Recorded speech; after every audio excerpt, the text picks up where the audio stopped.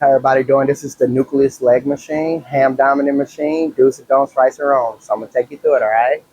So first thing I want you to always remember on this back part, this is your lever. So this is where you adjust depending on your height.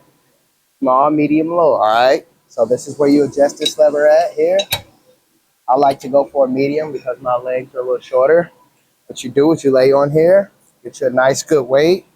I like to say about a 50. Plug that in there. You want to lay straight, make sure you're comfortable.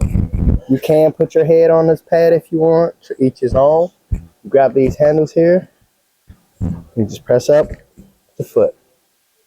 Put it down slow. Get that full range of motion. Just like that. That's your tempo. That's the pace you want it. Nice time under tension, nice flow. You don't have to overdo it. You don't have to take too much. Just be effective in the workout and everything you do. As long as you get a nice, good feel, everything's going to be all right. You just want to get a nice, good, effective pump. That's what it's about, okay? Some don'ts you don't want to do, I would not recommend.